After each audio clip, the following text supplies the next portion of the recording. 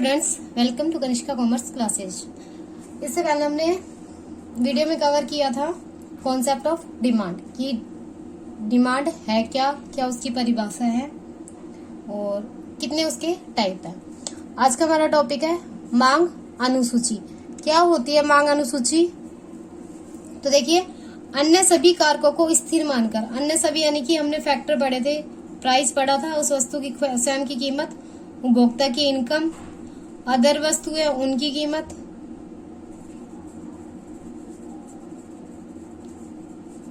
और भी बाकी जो फैक्टर्स है वो, इन सभी फैक्टर्स को क्या करना है, हमें फिक्स मानना है। तो क्या कहा, अन्य सभी कारकों को स्थिर मानकर वस्तु की स्वयं की कीमत में परिवर्तन के प्रभाव को, वस्तु की मांगी जाने वाली मात्रा पर प्रभाव को सारणी रूप में दिखाना मांग अनुसूची कहलाता है।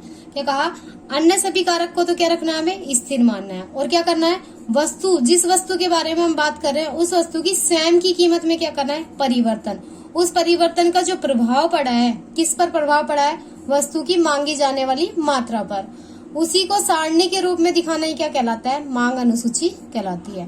तो ये कह सकते हैं अन्य सभी कारकों को स्थिर मानकर वस्तु की जो स्वयं की कीमत है उसके परिवर्तन होने से वस्तु की मांगी जाने वाली मात्रा पर जो प्रभाव पड़ा है उस प्रभाव को सारणी के रूप में दिखाना ही क्या कहलाता है, मांग अनुसूची कहलाता है।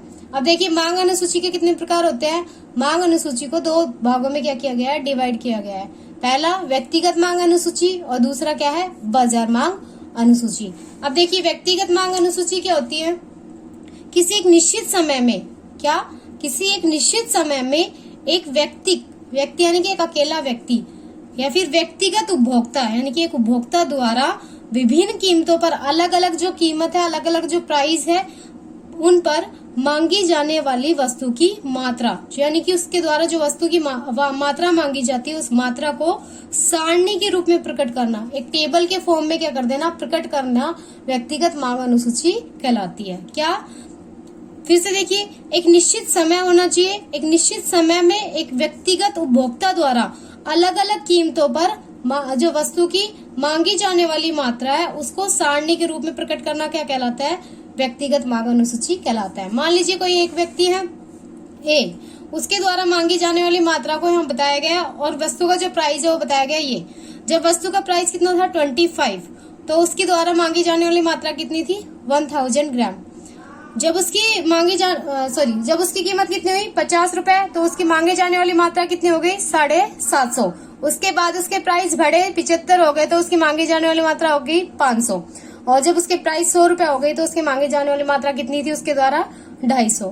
तो ये एक टेबल के फॉर्म में हमने क्या कर दिया है, एक व्यक्ति के द्वारा मांगी जाने वाली वस्तु की मात्रा को दर्शा दिया है। तो इसी को हम क्या कहते हैं, व्यक्तिगत मांग अनुसूची कहते हैं। आगे देखिए, बाजार मांग अनुसूची, किसी एक निश्चित समय में सभी उपभोक्ता द्वारा, देखो ऊपर वाले में क्या था, सिर्फ एक व्यक्तिगत उपभोक्ता था, और यहाँ कौन है, सभी उपभोक्ता द्वारा विभिन्न कीमतों पर मांगे जाने वाली वस्तु की मात्रा का योग सारणी के रूप में प्रकट करना। क्या कहा, एक निश्चित समय में सभी उपभोक्ता द्वारा अलग अलग कीमतों पर जो मांगी जाने वाली वस्तु की मात्रा है उस मात्रा के योग को सारणी के रूप में क्या करना, प्रकट करना क्या कहलाता है, बाजार मांग अनुसूची कहलाती है। अब देखिए, कोई व्यक्ति है जिसकी मांगी जाने वाली यानी कि उसकी डिमांड क्या है वो बताई गई है। एक व्यक्ति बी है, उसकी मांगी जाने वाली डिमांड क्या है ये बताई गई है, और मार्केट में जो डिमांड होगी यानी कि बाजार मांग अनुसूची क्या होगी वो बताई गई है। तो देखिए, उस वस्तु की कीमत जो पहले मांगी जा रही थी, उस वस्तु की कीमत जब 25 रुपए थी, तब ए के द्वारा जो मांगी जाने वाली मात्रा कितनी थी, 1000। सेम ऐसे ही बी है कोई व्यक्ति, उसके द्वारा मांगी जाने वाली मात्रा कितनी हो गई, 1100। ऐसे ही क्या हो सकता है, बहुत सारे उपभोक्ता हो सकते हैं हमारे अर्थव्यवस्था में। ये सिर्फ हमने दो ही व्यक्तियों को लेकर क्या किया है, एग्जाम्पल के रूप में समझने के लिए लिया है। तो ए द्वारा मांगी जाने वाली मात्रा कितनी थी, 1000, और बी द्वारा मांगी जाने वाली मात्रा कितनी थी, 1100। तो ए द्वारा मांगी जाने वाली मात्रा और बी द्वारा मांगी जाने वाली मात्रा का क्या करना है, हमें योग करना है।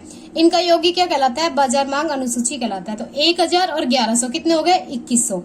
सेम ऐसे ही जब प्राइस 25 से 50 हुआ तो ए द्वारा मांगी जाने वाली मात्रा कितनी थी, 750, और बी द्वारा मांगी जाने वाली मात्रा कितनी थी 800। अब मार्केट वाली जो प्राइस पता करना है, यानी कि बाजार की जो डिमांड है, मार्केट जो डिमांड है उसका हमें पता करना है, तो कितनी होगी 750 और 800 को जोड़ देंगे तो कितना आ जाएगा 1550। आगे जब 75 रुपए प्राइस हुआ तो ए द्वारा मांगी जाने वाली मात्रा कितनी थी 500, बी द्वारा मांगी जाने वाली मात्रा 400 और दोनों को जब जोड़ेंगे तो बाजार मांग अनुसूची हमें प्राप्त होगी वो 900। जब प्राइस कितना हुआ 100 रुपए तो ए द्वारा मांगी जाने वाली मात्रा 250, बी द्वारा मांगी जाने वाली मात्रा 300, जब दोनों को जोड़ा था कितना हो गया 550। इसी तरीके से जो अर्थव्यवस्था है, अर्थव्यवस्था में 1, 2, 3 जितने भी हमारे उपभोक्ता है उन सभी उपभोक्ता की डिमांड को हम क्या कर लेते हैं, ऐड कर लेते हैं, उसी को हम एक टेबल की फॉर्मेट में दिखा देते हैं, उसी को हम क्या कह देते हैं बाजार मांग अनुसूची कहते हैं। आई होप आपको वीडियो पसंद आई होगी। वीडियो को ज्यादा से ज्यादा शेयर कीजिए और चैनल को सब्सक्राइब करना ना भूलिए। Thank you.